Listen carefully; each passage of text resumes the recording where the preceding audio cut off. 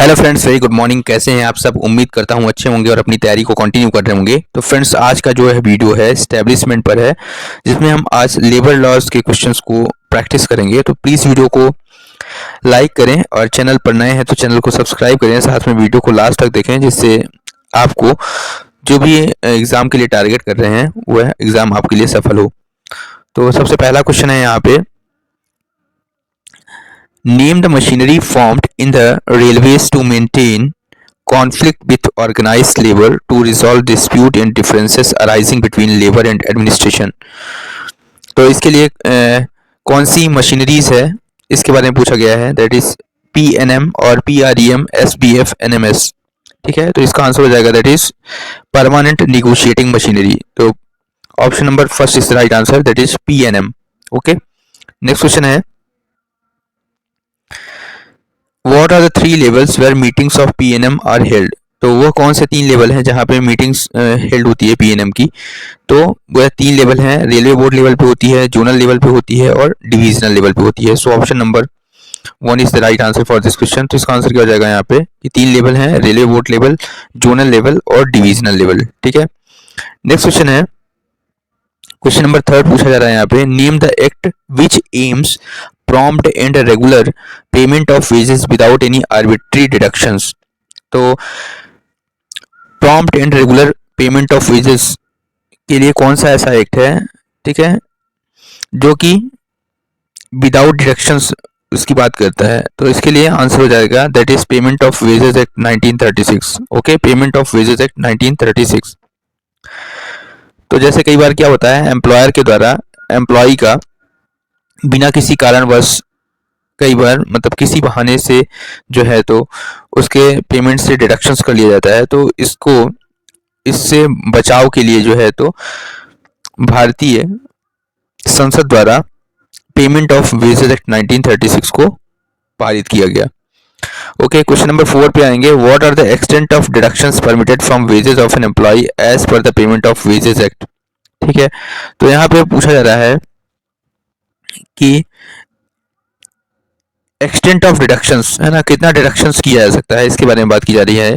ठीक है, तो अगर हम बात करें यहाँ पे, तो जो कोऑपरेटिव सोसाइटीज़ हैं, कोऑपरेटिव सोसाइटीज़ के लिए मैक्सिमम 75% और इसके अलावा कोऑपरेटिव सोसाइटीज़ के अलावा हैं तो 50% से ज़्यादा का डिडक्शंस आप नहीं कर सकते। ठीक है, तो option number first is the right answer, option number first is the right answer for this question. Next question आते हैं, क्वेश्चन नंबर 5 है, असंगठित मजदूरों के अधिकारों की रक्षा के लिए कौन सा कानून है? Name the act made to ensure prevention of exploitation of unorganised labour. तो अनऑर्गेनाइज्ड लेबर के लिए मिनिमम वेजेस एक्ट 1948 है। ओके, यहाँ पे अनऑर्गेनाइज्ड लेबर का मतलब यह हुआ कि ऐसे लेबर जिनके लिए जो है तो कोई ऐसा क्लास डिफाइन नहीं है। ठीक है, जैसे मान लीजिए कोई एक स्ट्रीट वेंडर है, ठीक है, तो वह एक अनऑर्गेनाइज्ड लेबर की कैटेगरी में आएगा। तो इनके लिए जो है तो न्यूनतम मजदूरी अधिनियम 1948 लाया गया। नेक्स्ट है, क्वेश्चन नंबर 6 पे आएंगे, when was the workman compensation act in force. ठीक है, तो वर्कमैन कंपनसेशन एक्ट की बात करेंगे तो वर्कमैन कंपनसेशन एक्ट जो है that is workman compensation act 1923 इसका एक्ट ईयर है। ठीक है, और इसका जो इन्फोर्समेंट है वह 1 जुलाई 1924, याद रखिएगा फ्रेंड्स, 1 जुलाई 1924 से वर्कमैन कंपनसेशन एक्ट को इन्फोर्स किया गया। ओके, नेक्स्ट है, क्वेश्चन नंबर 7 पे आएंगे, what is the duration a personal injury caused as a result of accidents compensated in payment under Employees Compensation Act।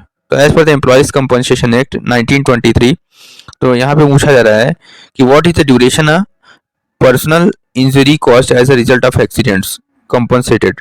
सो चाहे तो वह पार्शियल डिसेबलमेंट हो या टोटल डिसेबलमेंट का केस हो, ठीक है, of a worker for a period exceeding 3 days, तो इस केस में जो है तो उसको कंपनसेट करना पड़ेगा। ठीक है, एम्प्लॉयर द्वारा एम्प्लॉइज को कंपनसेट करना पड़ेगा। नेक्स्ट है, क्वेश्चन नंबर 8 पे आएंगे, रेल अधिनियम 1989 के कर्मचारी अनुकंपा अधिनियम के खंड 124 के अंतर्गत अधिकतम देय राशि सीमा क्या है? ठीक है, तो एक्स ग्रेशिया कंपनसेशन पूछा जा रहा है यहाँ पे, तो इसका आंसर हो जाएगा दैट इज 25 लाख रुपीज। कितना है? 25 lakh rupees. Okay, so option number first is the right answer. Next है क्वेश्चन नंबर 9 पे आएंगे। What is the compensation under the employees compensation act in case of death of railway employ?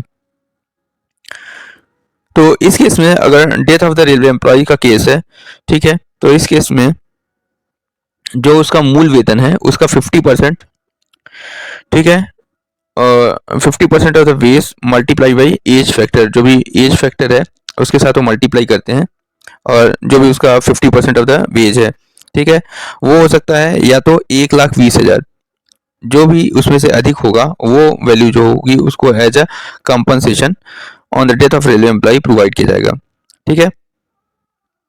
इसके अलावा अगर हम disablement के केस की बात करें अगर, ठीक है, तो अगर suppose in the case of permanent उसका डिसेबलमेंट हो जाता है, तो इस केस में मूल वेतन का जो होगा 60% होगा, that is 60% of the wages multiply by age factor, ठीक है, और 1,40,000 जो भी मैक्सिमम होगा वह उसको दे होगा, ठीक है।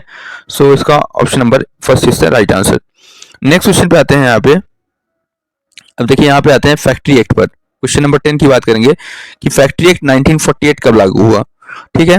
तो when did the factory act 1948 come into effect? ये डायरेक्ट क्वेश्चन आपसे पूछ लेता है एग्जाम में कई बार, ठीक है, तो इसको आप ध्यान रखिएगा कि फैक्ट्री एक्ट जो है आपका वह 1 अप्रैल 1949 को लागू हुआ। जैसे मैंने आपको अभी बताया एम्प्लॉयज कंपनसेशन एक्ट 1923 जो है तो 1 जुलाई 1924 को लागू हुआ, वैसे ही फैक्ट्री एक्ट 1948 जो है देखिए यहाँ पे 1 अप्रैल 1949 को लागू हुआ। ओके, नेक्स्ट क्वेश्चन पे आते हैं। यहाँ पूछा जा रहा है कि what is the number of workers required to constitute a factory, ठीक है, ऐसा कोई ऑर्गेनाइजेशन, ठीक है, जिसके अंदर इन एनुअली, ठीक है, 10 वर्कर्स हैं उसके पास विद एड ऑफ पावर, ठीक है, विद एड ऑफ पावर, या फिर 20 वर्कर्स हैं विदाउट एड ऑफ पावर, तो इस केस में जो है तो वो है ऑर्गेनाइजेशन या प्रीमाइसेस फैक्ट्री कहा जाएगा, ठीक है। तो आपके लिए एक बार और लिख देता हूं मैं कि 10 वर्कर्स हैं और कैसा कंडीशन है कि इलेक्ट्रिसिटी का प्रोविजन है, इलेक्ट्रिसिटी का प्रोविजन है, और 20 वर्कर्स हैं और इस केस में अगर इलेक्ट्रिसिटी का कोई प्रोविजन नहीं है, ठीक है, तो इन दोनों केसेस में जो है तो इनको इस जो भी प्रीमाइसेस है उसको फैक्ट्री कहा जाएगा, ठीक है। So option number first is the right answer. Next question पे आते हैं, क्वेश्चन नंबर 12। ये भी काफी इंपॉर्टेंट क्वेश्चन है, ये भी आपके एग्जाम में कई बार पूछा जा चुका है। How many women should be employed in a factory for provision of creche for children of women employ? तो इस केस में इसका आंसर हो जाएगा 30।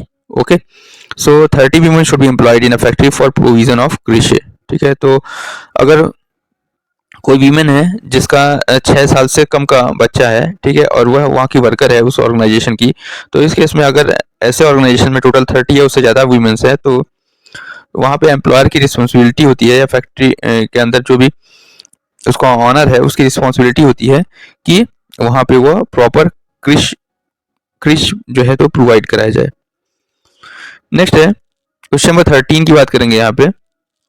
Name the law for investigation and settlement of disputes in the railways. तो यहाँ पे investigations और सेटलमेंट की बात की जा रही है, इन्वेस्टिगेशन और सेटलमेंट। तो इन्वेस्टिगेशन और सेटलमेंट्स जितने भी डिस्प्यूट्स हैं, चाहे वो एम्प्लॉयर और एम्प्लॉय के बीच में हो, चाहे वो एम्प्लॉय और एम्प्लॉय के बीच में हो, या फिर एम्प्लॉयर और एम्प्लॉयर के बीच में हो, तो ऐसे केस में जितने भी डिस्प्यूट्स हैं तो उनको सेटलमेंट के लिए आईडी एक्ट बनाया गया है। आईडी एक्ट 1947 को बनाया गया है। ID act 1947 that is industrial dispute act 1947 को बनाया गया है, ठीक है। नेक्स्ट क्वेश्चन पे आते हैं। सो option number 1 is the right answer. Next है ट्रेड यूनियन 1926 कब पारित किया गया? देखिए ऐसे क्वेश्चंस जो है तो आपके एग्जाम में काफी पूछे जाने की प्रबल संभावना है कि यह जो फला एक्ट है वह कब पारित हुआ। तो इनके जो ईयर हैं विद डेट आपको बाय हार्ट होनी चाहिए। तो ट्रेड यूनियन एक्ट 1926 की बात करें अगर तो यह 1 जून 1927 को पारित हुआ, ठीक है। मैं एक बार और आपको रिकॉल करा देता हूँ। एम्प्लॉयज कंपनसेशन एक्ट जो है वह 1 जुलाई 1924 को आया, ठीक है। इसके अलावा फैक्ट्री एक्ट की बात करें अगर तो फैक्ट्री एक्ट जो है तो 1 अप्रैल 1949 को आया, और इसके अलावा जो ट्रेड यूनियन एक्ट 1926 है वह 1 जून 1927 को आया, ठीक है। So option number A is the right answer, 1 June 1927। Next है क्वेश्चन नंबर 15 पे आएंगे। एक ट्रेड यूनियन में अधिकतम कितने लोग होते हैं? तो ये भी काफी अच्छा क्वेश्चन है। How many persons can form an association and get registration of trade union? ठीक है, तो कितने पर्सन मिलके जो है तो एक एसोसिएशन बना सकते हैं to get registered of a trade union? ठीक है, तो इस केस में जो है तो इसका आंसर हो जाएगा दैट इज 7 और मोर। ठीक है, नेक्स्ट है रेलवे में ऑनलाइन शिकायत निपटान तंत्र का नाम क्या है? ठीक है, तो इस केस में name the online grievance redressal machinery for railways. तो सभी को पता है इसका नाम निवारण है। ओके, नेक्स्ट है what is the maximum period for redressal for grievances in Nivaran? तो निवारण के केस में अगर निवारण पोर्टल के अंदर आप कोई शिकायत करते हैं तो इस केस में जो है तो मैक्सिमम कितने पीरियड में उसका निपटान हो जाता है? ठीक है, तो इसके लिए जो मैक्सिमम टाइम लिमिट है वह 30 डेज का है। So option number first is the right answer, that is 30 days. What is the leave salary paid in IOD cases? ठीक है, तो आईओडी केसेस के अंदर जो लीव सैलरी है वह कितना पे होता है इसके बारे में पूछा गया है।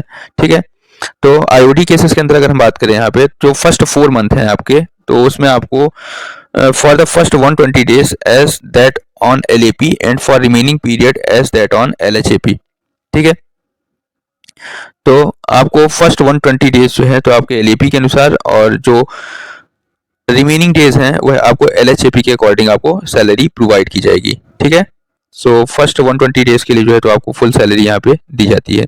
ओके, नेक्स्ट क्वेश्चन पे आते हैं। रनिंग स्टाफ के विश्राम के लिए क्या नियम है? ठीक है, तो ये भी अच्छा क्वेश्चन है यहाँ पे, ये भी एग्जाम में पूछा जा सकता है आपसे। तो इस केस में रनिंग स्टाफ के साथ एक कंडीशन यह है कि 16 hour rest at headquarters and after completion of 8 hour rest at out station. ठीक है, so option number first is the right answer. Okay, next है what is the standards of hours of duty for different class of employment of railway servant? ठीक है, तो जैसा कि आपको पता है कि रेलवेज में अगर हम बात करें तो क्लासिफिकेशंस हैं ऑफ रेलवे सर्वेंट एज पर HOER, intensive, continuous, essential, intermittent और एक्सक्लूडेड कैटेगरीज में डिवाइड किया गया है।